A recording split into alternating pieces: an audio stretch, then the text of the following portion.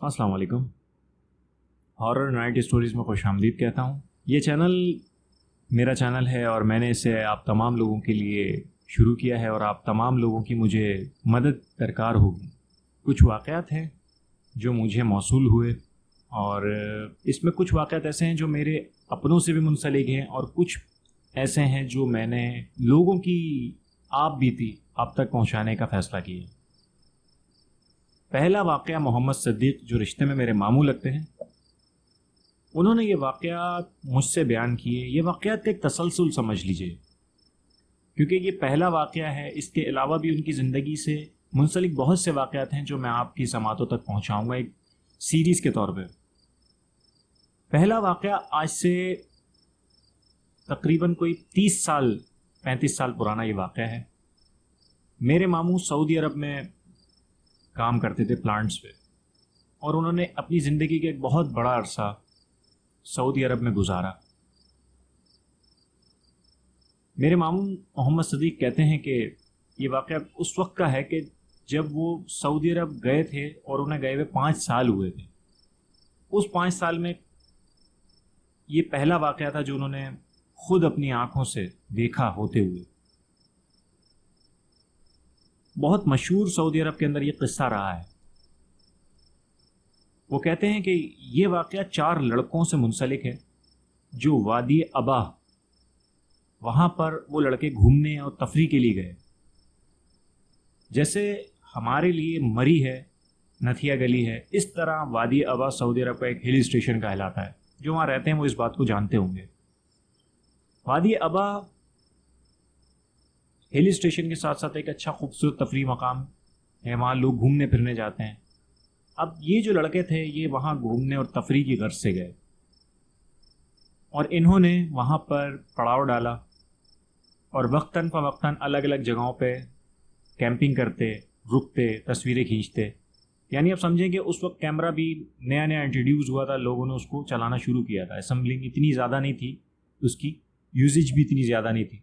लेकिन जाहिर सी बात है सऊदी अरब जैसा मुल्क जहाँ पर ऑलरेडी इतनी माशाल्लाह वहाँ पे फरामानी है हर चीज़ की, तो वो बताते हैं कि वो अपने घर वालों से इजाज़त लेके वादी अबा की तरफ रवाना हुए। वहाँ पे उन्होंने कुछ अरसे क़याम किया। तकरीबन 3 दिन क़याम के बाद चौथे दिन वो एक ऐसी जगह पे गए जो ज़रा और ऊंची थी और ख़ूबसूरत मकाम था। आपस में दोस्त हंसी मजाक हल्ला गुल्ला कर रहे थे और उन्हें ये सूझा कि चलें हम तस्वीरें बनाते हैं, ये बहुत खूबसूरत जगह है। तो 3 दोस्तों ने अलग अलग करके तस्वीरें खींचने का फ़ैसला किया। शुरू में जो 3 लड़के थे उन्होंने तो तस्वीरें खींच ली, लेकिन अब जो लड़का तस्वीर खींच रहा था उसने कहा कि अब यार मेरी तस्वीर लो, मैं थोड़ा सा दूर जाके खड़ा होता हूँ कोने पे ज़रा, और तुम मेरी तस्वीर लो। मोहम्मद सिद्दीक़ बताते हैं कि अचानक उस लड़के ने जब तस्वीर खींचनी शुरू की तो पहली तस्वीर लेने के बाद जब दूसरी तस्वीर लेने लगा तो तस्वीर खींचने वाले को अपने पीछे ऐसा लगा कि जैसे शायद कोई उसको आवाज़ दे रहा है या कुछ खटपट सी महसूस हुई। जैसे ये महसूस हुआ उसने पीछे मुड़ के देखा और अचानक जब सामने अपने दोस्त को देखा जिसकी वो तस्वीर ले रहा था, तो वो लड़का जो था वो गायब हो चुका था। और उसको इतना ताज्जुब हुआ उसके दूसरे दोस्त को जिसके हाथ में कैमरा था, वो एकदम परेशान हो गया, क्योंकि जिस जगह वो लड़का खड़ा हुआ था वो अथाह गहराइयों में जगह थी। वो ये समझा मेरा दोस्त नीचे गिर गया। उसका ज़हन बिल्कुल भी काम नहीं कर रहा था। वो इंतहाई परेशान हो चुका था कि मैं अब करूं तो क्या करूं, मेरा दोस्त का क्या होगा, कहाँ से मैं उसको ढूंढूंगा, क्या करूंगा, कैसे इसके घर वालों को जवाब दूंगा। ये वो ख्यालात थे जो एक अचानक हो जाने वाले वाक़या इस तरह पेश आ जाए तो इंसान के जहन में उभरती हैं ये बातें। उसके जहन में भी यही चीज़ें उभरी। उसने बहुत शोर डाला कि ऐसा हो गया, मेरा दोस्त कहाँ गया। उसके इर्द गिर्द के लोग जो थे उन्होंने भी देखा। ये बात उसके घर वालों तक पहुँची। वो कुछ अच्छे और बहुत ऊंचे तबके के लोग थे। उन्होंने अपने बेटे के लिए पूरी मशीनरी इस्तेमाल की, पूरी सोर्स इस्तेमाल की। वहाँ के सिक्योरिटी गार्ड्स, हत्ता के फ़ौज, वहाँ की पुलिस, वहाँ के लोकल अवामी लोग मुलविस हुए। लेकिन उस बच्चे की 2 महीने की तलाश के बाद भी उस बच्चे का कोई अता पता नहीं मिल सका। मोहम्मद सिद्दीक़ कहते हैं कि जब कुछ नहीं मिल सका तो उसका जो बाप था वो मायूस हो गया। लेकिन उसने ये सोचा कि अगर मेरा बेटा नीचे गिर के मर भी गया है तो मुझे उसकी लाश तो मिलनी चाहिए। लेकिन उसकी लाश नहीं मिल रही थी। वो इस परेशानी में था कि मुझे मेरे बेटे की लाश ही मिल जाए तो मुझे सब्र आ जाएगा, लेकिन ऐसा नहीं था। फिर उसने एक नुक्ते पर गौर किया कि क्यों ना मैं किसी साहिब इल्म शख्सियत से पता लगाऊं कि कहीं ऐसा तो नहीं कि जो मेरा जहन इस चीज़ की गवाही दे रहा है कि कोई ऐसा मसला तो नहीं कि कोई गैर मरी मखलूक़ात का मसला हो। ये जहन में आया उसके, तो उसने आखिरी हरबा अपनाते हुए इसको आखिरी एक ऑप्शन समझते हुए इसको इस्तेमाल किया। वो किसी साहिब इल्म शख्सियत के पास गए, उन्होंने वहाँ जाके उनसे पूछा, तो उनको ये सुनकर बहुत हैरत का एक झटका सा लगा कि मेरा बेटा जिंदा है और उसी वादी में एक जगह पर मुकीम है। तो उन साहब ने कहा कि आपको मैं मुंह मांगी कीमत दूंगा, आप बताएं मेरा बेटा कहाँ है। उन्होंने कहा कि ऐसा करो कि तुम मुझे वहाँ ले चलो जहाँ तुम्हारा बेटा यहाँ से गायब हुआ था, सिर्फ 3 दिन मुझे वहाँ गुजारने दो, उसके बाद मैं तुम्हें बता दूंगा तुम्हारा बेटा कहाँ है। वो कहते हैं कि उनके बेटे के लिए उस जगह पे उनको ले जाया गया जहाँ पर उन साहिब इल्म शख्सियत ने कहा था कि तुम्हारा बेटा जहाँ गायब हुआ है वहाँ मुझे ले चलो। जब वो वादी अबा में उसी मुकाम पर उन साहिब इल्म शख्सियत को लेके गए और उन्होंने अपने उलूम के ज़रिए और अल्लाह के कलाम के ज़रिए कोशिश किया, और जो अल्लाह ने उनको इल्म अता किया था उसके ज़रिए उन्होंने उसकी पढ़ाई जब की तो पता चला कि इस पहाड़ के दहाने में नीचे एक जगह पे, यहाँ से तकरीबन 5 किलोमीटर दूर एक घर है और उस घर में तुम्हारा बेटा मौजूद है और इस वक्त वो ये कर रहा है। ये तमाम चीज़ें उन साहिब इल्म शख्सियत ने बताई। कहते हैं इसी वक्त तुम जाओ और इसी वक्त उसको लेकर आओ और आज ही हम यहाँ से निकलेंगे। उन्होंने कहा ठीक है। वो वहाँ उस लड़के का बाप पैदल पैदल पैदल पैदल उस जगह पे पहुँचा। मैं ये बताता चलूँ कि कुछ 2 महीने पहले उस लड़के की तलाश उस बहुत बड़े इलाके में उन्होंने की जो 5 किलोमीटर में उन साहिब इल्म शख्सियत ने बताया, लेकिन वो उस 5 किलोमीटर से कई आगे उसकी तलाश पहले होके ख़त्म हो चुकी थी और वो लड़का नहीं मिला था। लेकिन उसके वालिद का कहना है कि जब मैं उस 5 किलोमीटर के बाद मैंने ढूंढा, एक पहाड़ के दामन में मुझे एक घर नज़र आया। जब मैं उस घर के पास पहुंचा तो मेरा बेटा कंबल ओढ़े फ्रूट खा रहा था, क्योंकि वो जगह बहुत सर्द थी। उस सर्दियों के दिनों में जब उसको ढूंढा गया तो उसका बाप जब पहुंचा तो उसका बाप बताता है कि मेरा बेटा कोरियन कंबल पहने ओढ़े हुए लेटा हुआ था और उसके इर्द गिर्द बहुत सारे खाने, ऐसे खाने और ऐसे फल रखे हुए थे जो उस मौसम के भी नहीं थे और ना सऊदी अरब में उन फलों का कोई उगाने का तरीका मौजूद था। खाने ऐसे कि जो वो अपने घर में खाता था उससे ज़्यादा लजीज खाने उसके पास रखे हुए थे और वो वहाँ लेटा हुआ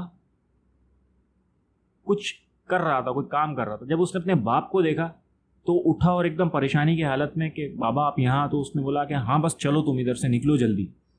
कहते हैं कि फ़ौरन के फ़ौरन वो अपने बेटे को लेकर वहाँ से निकला और उसी मुकाम पर पहुँचा जहाँ पर वो साहिब इल्म शख्सियत मौजूद थे। उन्होंने कहा कि फ़ौरन इसी वक्त इसी जगह से निकल चलो बस। उनका कहना है कि वो उस जगह से निकले और वापस अपने घर की तरफ पहुँचे और अल्हम्दुलिल्लाह साथ खैरियत के साथ पहुँचे। किसी किस्म का उन्हें मसला दरपेश नहीं हुआ क्योंकि शाम से पहले पहले वो अपने घर आ चुके थे। क्योंकि 2 दिन की पढ़ाई के बाद ही तीसरे दिन सुबह में उनको ये बता दिया गया था कि तुम्हारा बेटा इस जगह मौजूद है। तो उन्होंने सुबह ही अपने बेटे को तलाश किया और शाम तक अपने घर की तरफ पहुंचने में कामयाब हुए। ये एक वाक़या था जो मैंने आपकी समातों तक पहुंचाया। उम्मीद करता हूं कि आपको मेरा ये एक छोटी सी काविश पसंद आई होगी। और एक और वाक़या मैं आपकी समातों तक पहुंचाने जा रहा हूं। ये वाक़या भी हमें सऊदी अरब से ही मुंसलिक है और ये वाक़या हमें एक हमारे जानने वाले हैं जिन्होंने नाम ना जाहिर करने की शर्त पे ये वाक़या हमसे बयान किया था। वाक़या कुछ इस तरह था कि एक बंदा था जिसकी साथ ये वाक़या पेश आया। वो अपने बच्चों की और अपनी बीवी से घर से काफ़ी दूर, यम्बो एक शहर है, वहाँ पर रहा करता था और अक्सर व बेशतर उसका आना जाना ट्रैवलिंग होती थी यम्बो से रियाद की तरफ। और वो अक्सर व बेशतर अपने दोस्तों के साथ, जिसमें मेरे मामू बाशमूल शामिल थे, उनके साथ वो अपने घर आया जाया, क्योंकि मेरे मामू का घर भी रियाद में था, वो काम यम्बो में करते थे। तो वो रियाद आते जाते रहते थे। यानी छुट्टी जिस दिन होती थी जुम्मे के दिन, तो वो रियाद अपने घर जाते थे। लेकिन उस दिन उस बंदे ने कहा कि मेरे घर में कुछ टेंशन है यार, मैं छुट्टी करके बस अपने घर जा रहा हूँ। मेरे मामू ने और उस बंदे के दूसरे दोस्तों ने कहा कि यार तुम रुक जाओ, ऐसा करो अभी मत जाओ, हमारे साथ चलना, क्या ज़रूरत है, तुम्हें अकेले जा रहे हो तुम। कहा नहीं यार मेरे लिए इमरजेंसी में जा रहा हूँ। उसको 1000 समझाया, नहीं रुका वो। उसके बाद वो बंदा गाड़ी स्टार्ट करके रियाद की तरफ रवाना हो गया। कहते हैं रियाद का सफ़र बहुत तवील है यम्बो से, बहुत, क्योंकि यम्बो साहिल के करीब है और रियाद बिल्कुल दरमियान में है सऊदीया के। कहते हैं 5 से 8 घंटे से ज़्यादा का सफ़र बताते हैं कि वहाँ का है। वो गाड़ी जब लेकर निकला तो रास्ते में उसने ऐसा महसूस किया कि गाड़ी में मैं अकेला मौजूद नहीं हूँ, मेरे अलावा भी कोई इस गाड़ी में मौजूद है जो मेरी पिछली सीट पे बैठा हुआ है। उसे बड़ा ताज्जुब सा हुआ, लेकिन उसने इसको अपना वहम समझ के झटक दिया। लेकिन तकरीबन 1 घंटे के सफ़र के बाद उसको, अंधेरा तो काफ़ी था रास्ते में, लेकिन उसने ये महसूस किया कि जब कोई है पीछे, उसको कंफर्म हो गया, तो उसने हल्का सा पीछे मुड़ के आँख के किनारे से उसको देखा तो एक औरत पीछे उसके बैठी हुई थी नकाब में, और नकाब में बैठ के उसको बस उसने घूर के देखा और उससे कोई बात नहीं की और खामोशी से बैठ के गाड़ी चलाता रहा। वो समझा कि मेरा, अभी भी उसको अपनी आंखों पे यकीन नहीं आया कि मेरा वहम है, लेकिन उसने 2 से 3 बार मिरर में देखे बगैर उसको पीछे मुड़ के देखने की कोशिश की। वो उसी तरह अपनी जगह साकित बैठी हुई थी। वो शख्स बताता है कि मैं पढ़ता रहा और पढ़ते पढ़ते मैं रियाद के करीब पहुंच गया, तो मैं खामोशी से बिना कुछ बोले, बिना कुछ डरे खौफ खाए, मैं अपनी गाड़ी से उतरा कि मैं रफ़ा हाजत के लिए पेट्रोल पंप के ऊपर गया और वहाँ से खाने पीने का कुछ सामान लेके वापस जब अपनी गाड़ी में आया तो उसने एक नज़र पीछे की तरफ डाली, तो बताता है कि वो औरत उस गाड़ी में फिर मौजूद मुझे नज़र नहीं आई अपनी गाड़ी में। मेरे मामू बताते हैं कि मेरे दोस्त ने सुकून का सांस लिया और उसके बाद वो अपने घर जाने से पहले ना पीछे मुड़ के देख सका और ना उसने गाड़ी रोकी दरमियान में। और आने के बाद उसने हमें तमाम बातें बताईं। हमने जब इस बात को थोड़ा सा एनालाइज़ किया और मालूमात की तो पता चला कि लोगों के साथ ऐसे वाक़यात उस रोड के ऊपर पेश आते रहते हैं।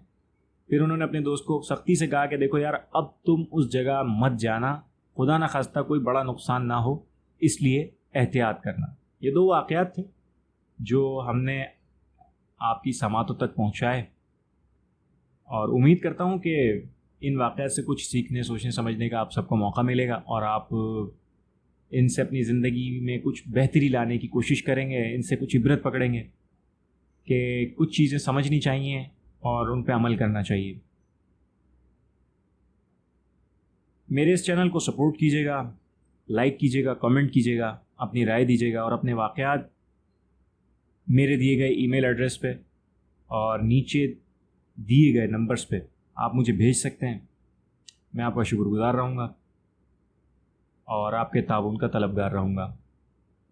अपना और अहलो अयाल का और तमाम रिश्तेदारों का, बहन भाइयों का, सबका ख्याल रखिएगा। मुझे अपनी दुआओं में याद रखिएगा। वस्सलामु अलैकुम।